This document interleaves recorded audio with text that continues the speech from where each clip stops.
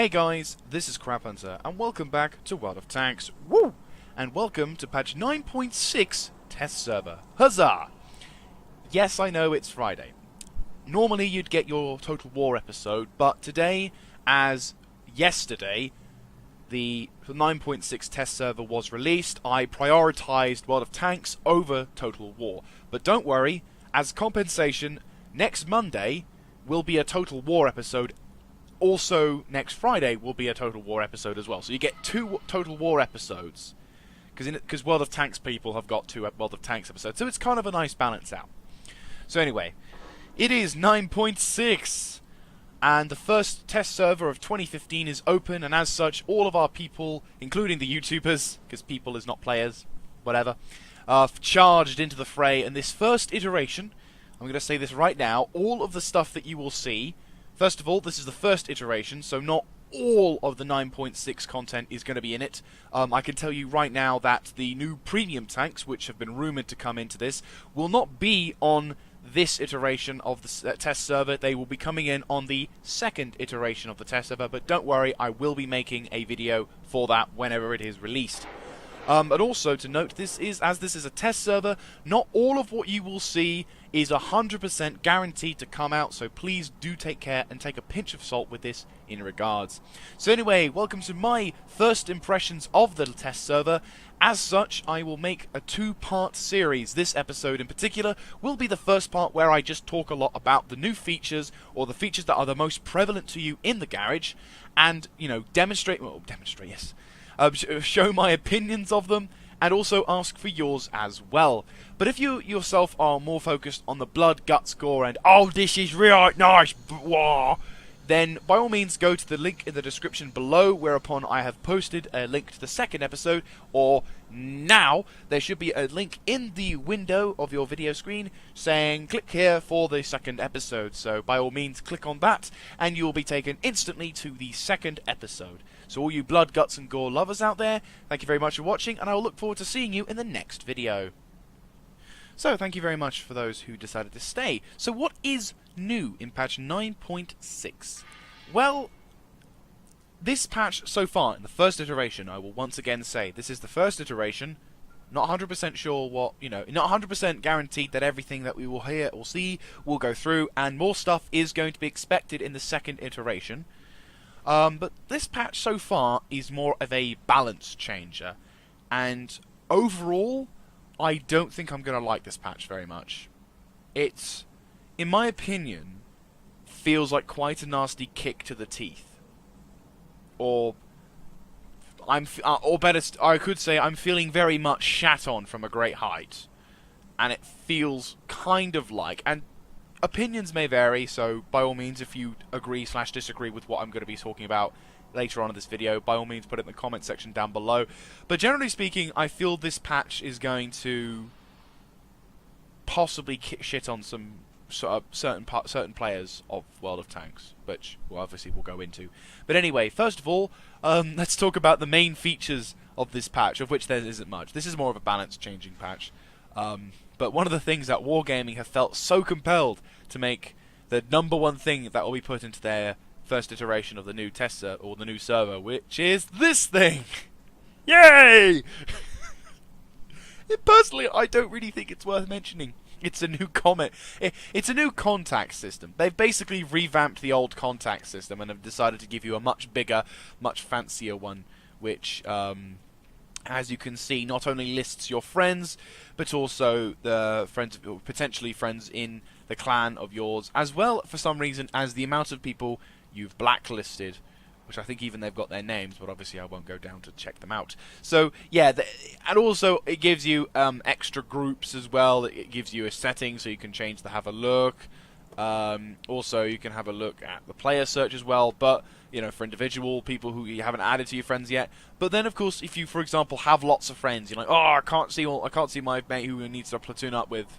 Hang on, let me just quickly type in his name. Oh, look, there he is. So not only does it give you not only does it give you the friends list on that point, it also tells you if he's in a clan or not that you are in as well. You can search outside contact list, which will basically do the same thing, and it just gives you like a whole new way of thinking, which is it's nice, I suppose, and probably it's going to be very interesting, to say the least. But I don't know. It possibly could do something. I mean, hell, I'm just going to go jingles outside. Yay. Anyway, so yeah, like I was saying, there's lots of jingles actually. But anyway, so yeah, basically it's a flashier, probably a little bit more, up-to-date chat contact system. But, I personally don't really see too much in it, in my personal opinion. I mean, obviously, you need to update it from time to time, but I would personally I would rather have a gameplay element to be changed, or something done to the tanks, to either make them look better. Like, for example, in the time they could have been doing to make this new contacts, maybe another vehicle could be HD modeled or something along those lines. It's nothing too, I guess at some point they eventually will have had to have done it, but different opinion aside. But, like I said, it's probably going to be quite useful and probably going to be, impressive to say the least. And, who knows, maybe I might end up saying, oh no, this actually was really good and I liked it. But, at the moment I'm feeling like, yeah, it's not really much to talk about. So, another new feature of which I'm actually a little bit more excited about than the contacts is the new stuff to do with the crew. Now, at the moment, well, on 9.5, you can do up to a few things with your crew. First of all, you can either rename them, you can tell them which kind of tank they can be transferred to if you're trying to transfer them to another tank, and also you can change what type of tank that they can drive. Well, now Wargaming have decided to take this a step further and have introduced the ability for you to change the role qualification. And what that basically means is, say for example, I have something like this guy with, perhaps multiple skills. In fact, let's probably go to another vehicle which does have more. Ah, there we go. So say for example, I wanted to have my gunner with multiple skills and, lots of percentages, but I don't think he's on the right vehicle. Then I think, well, I actually have too many gunners now for this one vehicle, say for example, so let's change the role that he needs to be. And then not only can you now change the role for the tank that he's going to be in, but also what role in that tank he's going to be. So I can make him into a commander and of a VK7201K or E75 or anything like that, and basically it will allow me to convert and become a commander for that with the skills as well. Now the reason why I say this, as it says here, upon qualification change all perks and skills are reset for free for further rearrangement. Now what they don't tell you, and in fact you have to actually go to the I, is basically it says it will be reset so you can rearrange them. The cost of the skill perk reset is included in the cost of the operation because it's guaranteed. I think this is one of the few that I can say without a shadow of a doubt, yeah, this is most likely going to be put in. It's going to be 600 gold per transfer. So what would probably be 100 gold perhaps, and this also applies to people without skills. Like I could go to these guys. Oh god, I got crews right. So I could go to this guy for example. I could do the exact same thing and change his role to be a driver for whatever the hell that is, and I can make him that. It'll still be 600 quid gold, regardless of whether this guy has any skills or not. So maybe it'll keep him at the level of the skill he is at, or it's perhaps some other thing. But generally speaking, it's nothing. I would say it's, I like it, and I think it's a very interesting thing. It's an interesting method to try and get us new skills going, and I'm thinking, I'm interested in what's going on in that. And I mean, that said though, I'm not like, I like it, but I don't know if it'll be, I don't know if I'll use it, but I know it's definitely going to be useful. Maybe in the future, if I fancy spending 300 or 600 gold on something, then you see, I just don't know. I honestly don't think I would spend that much to try and transfer. I mean, you never know. Someday I might, but I like the concept, and it's certainly not a bad idea. But personally, I don't know if I'll ever use it. But I still think it's a good idea to have it, regardless, because, hell, someone's going to use it, someone's going to find it super handy, so might as well.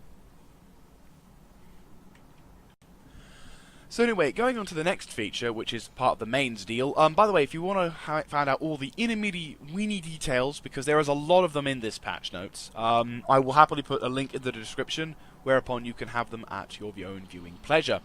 And I will say about this, because the next feature I'm going to talk about raises suspicion with me, as well as a bit of the hell, because the way they've Wargaming have worded this next one is interesting, and I'm going to try and remember this as try and quote it word for word, which is basically dramatically changed the distribution, significantly changed, that's the right one, significantly changed the distribution of hits going into the aiming circle. Significantly changed the distribution of hits or of shells going into the center of the aiming circle, and they put in brackets right next to it, insignificantly reduced the amount of hits going into the center of the circle. So, is this a nerf? Are Wargaming, while trying to be very sneaky, telling us that they've nerfed the accuracy of all the guns in the game? Not in the sense of like the aiming time or the, they've not like taken away this thing. They've not taken away the dispersion or anything. What they've basically done is lowered, potentially, your chances of being effective within that circle. So, but the way they've worded it makes me think, but then some people would say, oh, they probably just balanced it out, and I'm like, I don't think they have. I mean, note, I don't think, I don't know if they've done it for the premium tanks. I'm fairly certain they must have done. I mean, they haven't said, oh, except premiums. So they probably have done it. They've probably done it also for the premiums as well. But I'm like, what are you doing, Wargaming? Now, this is all, as I said, this is all my opinion. So don't get all, oh, can't really do anything, and it's wrong. Oh, this is what so and so has said, and all that. So I really don't know if it's going to be a nerf, because I've yet to play anything. I've kind of just finally got the damn thing to install. It took me forever to get it. But yeah, so I'm suspicious. Without a doubt, I am suspicious. As to whether it is going to be, as things are going to be less accurate, I don't know. But if they've said in brackets, they've insignificantly, and it's the wording I'm suspicious of. It's kind of like, I mean, no offense to anyone, obviously, but it does kind of feel like Wargaming are saying, use fancy words, they won't understand. It's like, we're going to break the news to them somehow, but we're not going to tell them using simple words. No, we're going to say fancy words, so that way no one will realise. And you're like, what are you doing, Wargaming? Because if they wanted to tell us something, you can. When it just seems to be like someone's being suspicious, and I just don't like. I don't trust it. I honestly don't trust it. Maybe it's completely knowledgeable, completely stupid, and I've just been thinking about it way too much. But it also could mean that Wargaming are apparently trying to nerf accuracy of guns, which, I mean, I know this is an arcade game, but RNG already screws us over quite a fair amount. So, why you would want to increase the RNG and decrease the amount of fun someone could have, potentially, by potentially nerfing the accuracy of your gun, without even having to bother, without even trying to say it in a direct manner, just gets me suspicious. And would also really piss me off if that was the case, because it does feel like a bit like a backstab. Anyhow, moving on from suspicious things, another new feature of patch 9.6 is a selection of HD vehicles to be released once again into the wild. Yes, Wargaming have picked a number of vehicles, of which a fair amount I own, shockingly, and have decided to give them a nice old HD remix and then unleash them back into the wild. So without further ado, here are HD tanks! We'll go left to right in order. So the first thing that we notice here is the Object 704. As you can see, its rather large gun has been dramatically sexified. Looks very nice. Also, you can see the style of armor and molding on the front. You can also notice this rather large slab here. Apparently, I haven't this once again 100% confirmed, but it looks either going to be weak, perhaps, or strong. Like, they've basically, what they've done with the 8704 is made the gun mantle, in my opinion, a little bit more noticeable. And sort of, I mean, obviously you've still got the angling and everything, so it's, it's still going to be quite a nice bouncy tank. But yeah, it looks really nice, and it looks like they've elevated the gun a bit for me. I don't know why, but I just think this gun felt a little bit lower. That, or I just haven't really been seeing too many 704s. But this thing seemed to have a little bit of a low. I don't know. This thing always gave me the lower profile image when it was in the previously. I might have to have another look at it just to see, but. Either way, this thing looks very nice. It's got very nice HD detail. Yeah, T-tails. It has lovely T-towels. Yes, that's the only thing meritable about it. Yes, it has got no log, unfortunately, so we are suspicious that it is Russian.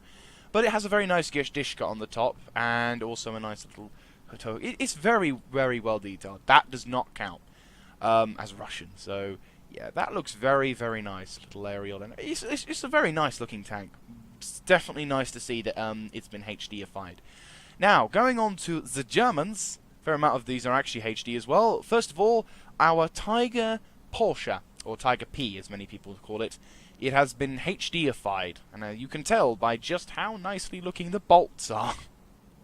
And also it suffered some damage before you even go into the battle. Apparently some twit who was driving this here crashed it a couple of times and bent the frontal bits of armor, so yeah, not a good job, but anyway. You can also see the welding joints. Now, I don't know what it is about me and this game, but whenever I see the little tiny details, like the little spits of armor like on there, or little welding joints you can see in there, it looks so nice, and I really appreciate it. Like, oh, it looks so good. And you see like the viewing port, and you've got the little hole there as well, and the MG port. It's just all these little things that make the whole picture just work that much better is really nice. So the Tiger P, little trivia: this thing was potentially going to be the tank that our T30, that the T34s and Shermans would learn to fear. But at the time, the guy who designed it, I cannot remember his first name, but his last name obviously was Porsche.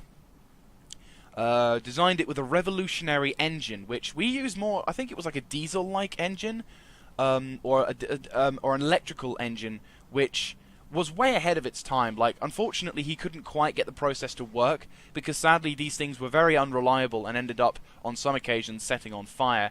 And during the test, in fact, when he was trying to show Hitler with his competitors, who became obviously the Tiger we know today, who used the old-fashioned Maybach engine, which wasn't great, but it was more reliable than this thing. So. And this would, however, be later on used in other vehicles, which we'll get to. So that's the Tiger P, which is very nice, and I do like this vehicle. I do need to get it at some point, just to see if it's any better than the Tiger, because it has got some decent armor.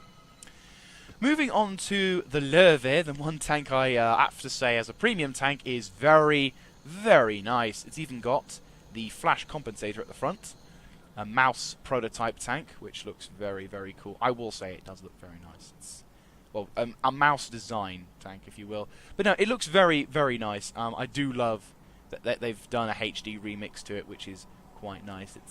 I don't know, I didn't really, I mean, obviously when you're trying to make a HD version of a tank which was never even constructed, it must be difficult, but they've done a good job. I do like the barrel, and how even like the marks of excellence now look even nicer, and the little scratches along the side, and it does look very nice. And it sort of all melds together very well, and obviously got the welding joints, details in there, tracks along the line, just a little bit of battle damage. Obviously, don't forget that these things, once you're in combat, the individual wheels will move about now in more realistic ways. So it's a very nice looking tank, and I'm very happy that they got it, because it's one of my favourite Tier 8 premiums. Gotta do a review on it at some point. Anyway, another tank that they've done, which I own, which is shocking, is this thing! It looks so nice. Yes, it is the E100, my first Tier 10 premium tank they've decided to give a HD remix to. Oh. It looks ultra sexy. I was kind of hoping this thing would come out soon, and then they were like, you know what, let's get this thing out. And I'm like, yay! I mean, that said, though, as much as I can be happy and cheery about it, I am also kind of a bit annoyed at Wargaming. First of all, the massive bar at the top, which used to be a kind of small, thinnish bar, which was never really noticeable. It was shootable and easily noticeable, but, you know, you had to really pay attention. Now has become even more elevated. And the thing that really hacked me off, and I'm still not happy about, is that they've actually added a strip at the upper plate here, as you can see, which is only 150mm worth of armor. Now, due to its extreme angle, it may end up being completely negligible, and it'd be like, no, it's slightly weaker, so that way you have a slightly better chance, but more often than not, they'll bounce. But I am still a bit like, why can't I just have 200 on all? Because then it means that my front is how it is at the moment, which, you know, people can still kill this thing, mind. You show that under Glacius, you're gonna get it. So it annoys me that Wargaming are trying to put another one, saying, oh, let's just put another little weak slab over there. They're not going to notice. Well, we did notice, and I am pissed, so thank you very much. Not happy. So, yeah. I mean, I don't know. It's just the fact that they didn't say it in the... Once again, it's like Wargaming not saying things. It's like, hey, we're just going to nerf your armor a bit. Sorry, bye, sort of thing. So, not too happy with that. But then overall, it's alright. I'm looking forward to testing this thing in combat and seeing if it's any good. So there's the E100 for you. Get a little top-down view as well. There you go.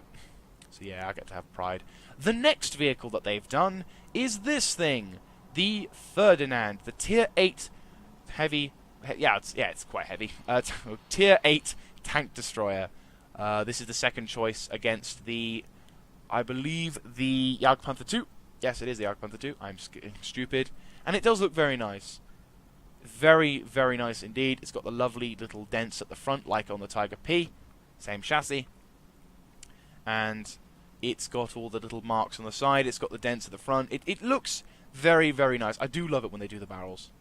I mean, this one you can see the end of it very easily, so I think probably my only complaint with that is just push that a little further back, so that way it takes not 1 second to see the end of what you've rendered, but more the end of what you've rendered probably at the beginning of the barrel. But, you know, that's just me. Also, we've got the nice little features to the side, little cable ties, box for fixing stuff, pole to keep the... I think that pole was used when getting rid of either like changing the wheel and everything, because let's face it, when these break down, you are screwed. Loading obviously where you feed the ammunition to get the crew inside. Just very nicely. And once again, little details, little spigots here, and welds along the top half. It just all of it works really well, and I do very much like it. So, yeah, happy with that. So that's another good one. And also, the Americans have now finally got a taste of HDness with their incredibly sexy-looking T-95 Tier 9 tank destroyer, and it does look incredibly nice. This one, once again, has a slightly elevated firing position now. It's no longer slumped down a bit, it's actually raised up, which is very pleasant. And is it me, or are the two cupolas slightly more noticeable than previously? Like, I don't drive the T-95, and I've not really encountered that many safely in front of me. So, when I see a T-95, I mean, generally speaking, everyone knows when you encounter a T-95, either A, get around it, or B, try and go for the cupolas, which they used to be slightly hard to hit, but now they seem to be very easy. I mean, I'm not too sure. But anyway, this thing is looking very, very nice with its nice olive colour. What I will say about this I do like more than the original is the fact that the spaced armour is way less noticeable than before. Like, with the old version, this thing used to have a very much noticeable spaced armour. It'd be like, okay, this is the armour and spaced. And it's just like, you could instantly say it right, you cannot throw a shot in here because that's spaced armour. And so you get to quite happily... you'll be able to focus on other things, but yeah. But this one though, it's a bit like, right, okay, I can't really tell the difference. And if especially at range, you won't be able to tell the difference. Like if you were further away and then you were trying to get shot here, you're most likely just going to hit the spaced armor. So it is looking incredibly sexy, very nice looking tank. And finally, Les Français was able to have a nice HD render to their 50B Tier 10 heavy tank, which looks rather nice. I I don't know why they added the 50 cal on the top. Maybe it's a conspiracy and this thing's just for show, and that is the one that does the real damage. But yeah, I've not quite seen. Like I'm always interested at like how the French sort of melded their armor together like so, because it does look. It's a very odd design for a tank. So when you see it in like even better detail than before, you kind of get puzzled. Like, this is a design and this was implemented. It looks cool as hell, but it's like you get fascinated with all the little tiny details, like the engines, the blanket for when the Frenchmen want to go to sleep. There's even a bit of a hole at the back. The rats have burst through and now they're eating on our flavors. Ah, nom nom nom. But yeah, no, it looks very, very nice, and I'm looking forward. I might attempt to go up the French heavy line. It does look like a possibility. I mean, it does, you know, I've not had an autoloader before, so whether or not I'm going to enjoy that style of play, I don't know. But it certainly looks like an interesting one to have a go at, and especially now that this thing looks so sexy. Now, moving on to the last big feature of the patch 9.6 first iteration of the test server, is one feature that I am personally quite angry. Yeah, angry or felt... I feel like I feel kicked in the teeth a bit. I also feel shat on from a great height. I mean, it's not a big issue. It's not like, well, it is kind of actually. No, it is. It is a big issue because what Wargaming have done is in their description in the test note server, or the test patch notes, they said that they've rebalanced the view ranges of TDs and heavy tanks. So what that basically means is they've nerfed the range of the view range of the TDs and buffed the range of the heavy tanks. And this is where I imagine a percentage of you will disagree with this, and there's a percentage of you that will agree with this. And as always, this is my opinion, and it's my channel. And if you want to express your opinion, by all means do so in the comments. If you agree or disagree, it's all up to you. I'm not going to rage and remove your comment because I don't agree with it. It's up to you, seriously. Don't worry about that. But I will say that I disagree with this completely. I think it's very unfair on TD drivers, and I think anyone who seriously I think anyone who... I'm trying to say this without pissing people off. I think if people think that TDs needs to be nerfed, they need to really look at the name Tank Destroyer, and also look at historical accounts. Wargaming, obviously, I know this is an arcade game, and I know Wargaming say, oh, we're going to balance it for historical reasons, which basically means we've had enough complaints from people in forums bitching about something they barely know how to fight, and so they're going to be sort of complaining, and now we have to change it. Well, the way they've done it with the TDs is just about a piss take. For example, my Tier 10 Jagdpanzer E100. Instead of 400 meters view range, I now have 390. The Borsig Waffenträger, which, in all fairness, I think, yeah, fair enough. It's one of the few tank destroyers which probably, in the whole of the game, could have done with a view range nerf. That's the only thing I'll ever say, okay, I understand the reasons for that. Still has a bit of a bullshit camo. As for premium tanks, I don't know that they have got it. I don't think that I don't know if they have, but if they haven't done anything with the premium tank destroyers, then they are really going to start a rage storm of people saying pay to win again. Like that famous old argument of, oh, gold, people just get all the nice stuff and all that other stuff. It's not going to be too good. But my Jagdpanther, which had 370 view range, now has 350. My Stug Ausführung G, which had, I think, 340, now has 310. It's just taking the piss. And it's not just Germany either. For America, the higher tiers for some reason have been left alone. But the lower tiers, like the T-67, oh god, its top-tiering turret has only 340. This thing used to have 390. The freaking, so let's go back to the tech tree. The Russians have been nerfed to buggery. The Su-76, which is an open-topped vehicle, 290. SU-85B used to have 390 view range because it was open-topped. Not anymore. I mean, Christ's sake, going back to Germany, the flak bus, the weakest damn TD in the entire game, 340. It's an open-topped vehicle! The whole point of the fact that it's meant to have better view range than most other tanks was solely because it's got the same fucking view range, almost. It's piss take. What's the view range of a Panzer IV-H? Oh, would you look at that? A closed-topped medium tank has the same view range as an open-topped tank destroyer. This is just stupid. And I'm sorry if anyone takes offense to this, but if you're complaining that you're engaging a TD and you think it's unfair that he gets to see you before you see him, look at the fucking name of the thing you're engaging. It's a tank destroyer. When these things were utilized during the Second World War, they were not limited to the same view range as the tanks they were shooting at. They had better view range. Why? Because it's their name. They are designed to kill tanks. Ergo, a tank destroyer.